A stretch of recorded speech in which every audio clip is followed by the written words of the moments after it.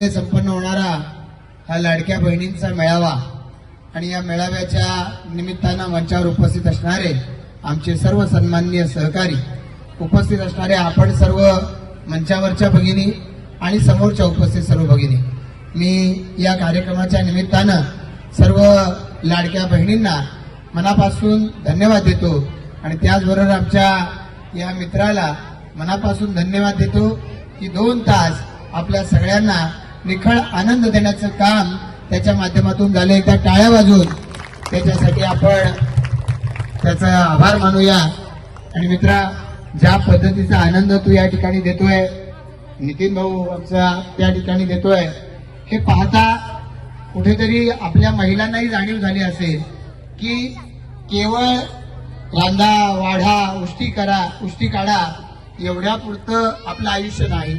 समाजामध्ये सन्मानानं जगण्याच्यासाठी सुद्धा आपल्याला तितकाच अधिकार आहे.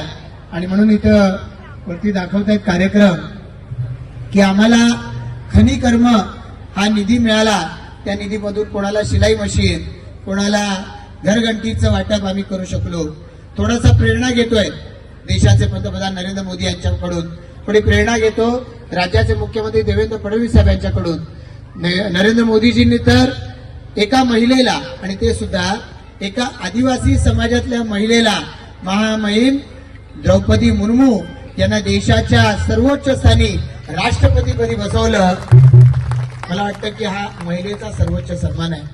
पण 2014 पासून ही सन्मानाची मालिका सुरूच आहे. ज्यांचं बँकेमध्ये खातं नव्हतं, ज्यांना बँक दारात उभी करत नव्हती, त्यांच्या दारामध्ये बँकेला उभं करण्याचं काम पंतप्रधान नरेंद्र मोदींनी केलं. 0 पैशामध्ये तुमचं अकाउंट उघडलं गेलं. आणि मग पुढे सुरू झालं, शौचालय आली, गॅस सिलेंडर, गॅस शेडी उज्ज्वला योजनेच्या माध्यमातून आली, घरं मिळाली अनेकांना, घराच्यासाठीची सबसिडी मिळाली अनेकांना. आणि त्याचबरोबरीनं आपण पाहतोय ज्या वेळेला कोविड आला, कोविडच्या कालावधीमध्ये आपल्या गावाच्या वेशीवरती आपण बाभळीची झाडं नेऊन टाकली. का? कोणी गावाच्या बाहेर जायला नको आणि गेला तर गावाच्या आतमध्ये यायला नको, कारण कोविड नकोय आपल्याला, कोविडची भीती होती. मग ज्याचं हातावरती पोट आहे त्यांनी काय करायचं? अशा वेळेला पंतप्रधान नरेंद्र मोदी भावासारखे पुढे आले आणि त्यांनी 500 रुपये आपल्या अकाउंटवर टाकले. 500 रुपये आपल्या अकाउंटवर त्यावेळेला आलेले होते. 500 रुपये त्या टायमाला खूप महत्वाचे होते. आणि मग लॉकडाऊन झालं, त्यावेळेला राज्यामध्ये महायुतीचं सरकार नव्हतं, महाविकास आघाडीचं सरकार होतं उद्धव ठाकरेंचं. त्यांनी या आपल्यासाठी काही केलं नाही. पण पंतप्रधान नरेंद्र मोदींना आपल्या भावांची बहिणींची जाण होती आणि म्हणून त्यांनी प्रति व्यक्ती प्रत्येक रेशन कार्डावरती 5 किलो धान्य हे आपल्याला मोफत द्यायला सुरुवात केली. 2020 साली कोविड, 21 साली कोविड, दोन्ही वर्ष धान्य दिलं. 23 साली तर कोविड नव्हता, पण तरी सुद्धा आपल्याला मोफत धान्य मिळालं.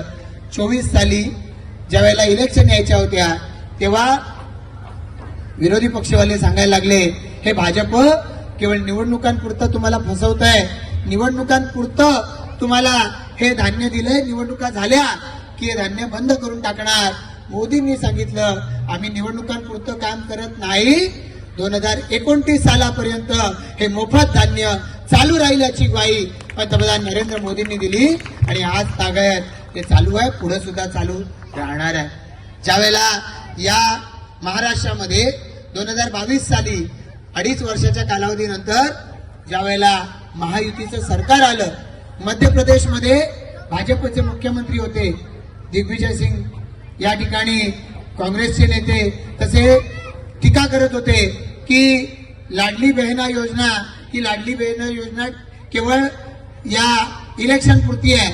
पण त्या मध्य प्रदेश मधल्या योजनेनं तिथल्या अनेक बहिणींना, त्या बहिणींना स्वतःच्या पायात उभं केलं. शिवराज सिंग चौहान यांना तर शिवराज भैया असं म्हणायला लागले ते भाजपचे मुख्यमंत्री. त्यांच्यापासून प्रेरणा घेत महाराष्ट्रामध्ये मुख्यमंत्री माझी लाडकी बहीण योजना सुरू झाली. पुन्हा काँग्रेसनं टीका केली की फक्त इलेक्शन पुरतं आहे, इलेक्शन संपली की योजना बंद. काँग्रेस तर कोर्टात गेली होती की लाडकी बहीण योजना बंद करा म्हणून. काँग्रेसनं टीका केलेली होती, आता सुद्धा ऍफिडेव्हिट दिलं तर 14 तारखेला संक्रांतीला जो हप्ता तुम्ही देताय तो देऊ नका, कोर्टात गेले सांगायला. आता ही अशा पद्धती लाडकी बहीण योजना विधानसभेच्या आधी सांगत होते, काही निवडणूक झाली काही योजना बंद होणार. बंद झाली का? बंद झाली का? कोणाकोणाला या योजनेचा फायदा मिळतोय हात वरती करा. लाडकी बहीण योजनेचा बऱ्याच भगिनींना मिळतोय. आजही ही योजना सुरू आहे आणि पुढच्याही कालावधीमध्ये ही योजना अशीच सुरू राहणार आहे. आणि म्हणूनच केंद्रातलं सरकार भाजपचं तुमच्या हितासाठी काम करतं, राज्यातलं सरकार भाजपचं तुमच्या हितासाठी काम करत आहे. आणि अशाच पद्धतीनं हे सरकार सातत्यानं तुमच्या माझ्यासाठी काम करत राहणार आहे.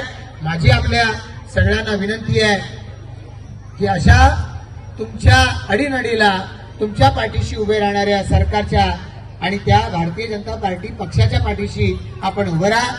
येणाऱ्या 5 फेब्रुवारीला जिल्हा परिषद पंचायत समिती निवडणुकीचं मतदान आहे आणि या निवडणुकीच्या माध्यमातून आपला कौल मागण्यासाठी जिल्हा परिषदेला हर्षदा अतुल घरत निशाणी आहे त्यांची कमळ आणि राजेंद्र हरिश्चंद्र पाटील निशाणी आहे त्यांची कमळ. या दोनही आपल्या सहकाऱ्यांना तुमचा आशीर्वाद द्या, तुमचं पाठबळ द्या अशी विनंती मी या निमित्तानं करतो.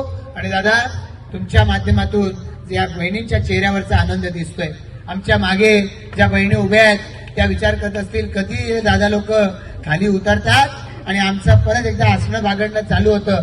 त्यामुळे जास्त वेळ आपल्या सर्वांसमोर बोलणार नाही, पण आपल्या परिसरामध्ये विकासाच्या दृष्टिकोनातून देवेंद्र फडणवीस साहेब यांच्या नेतृत्वाखाली सरकार मोठी मोठी पावलं उचलत आहे.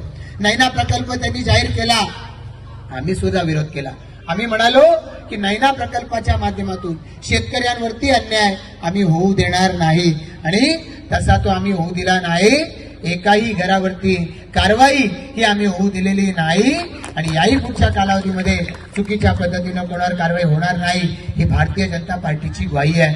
आणि म्हणूनच या सर्व परिसरामध्ये जी शहरं उभी राहतील पुढच्या काळात नैनाच्या माध्यमातून, त्याच्यातून शाळा चांगल्या येतील, कॉलेज पनवेलला जायची गरज नाही, इथंच होतील, हॉस्पिटल मोठी मोठी आपल्या परिसरात उभी राहतील, बगीचे मैदानं आपल्याला मोठे मोठे हॉल हे सगळं आपल्या अवतीभोवती तयार होणार आहे. आणि म्हणून याच्यासाठी येणाऱ्या कालावधीमध्ये भारतीय जनता पार्टीच्या पाठी आपण उभे राहा आणि आमच्या या दोन्ही उमेदवारांना आपला पाठिंबा द्या इतकीच विनंती या निमित्तानं करतो.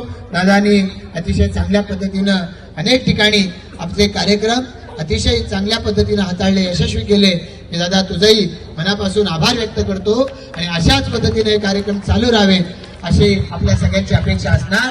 तर पुढच्या वर्षी सुद्धा तुम्हाला यावं लागेल. येऊ दे ना यांना टाळ्या वाजवून या ठिकाणी एकदा पुन्हा एकदा आपल्या दादाचं स्वागत करूया. पुन्हा एकदा दादा तुमचं मनापासून धन्यवाद. जय हिंद, जय महाराष्ट्र.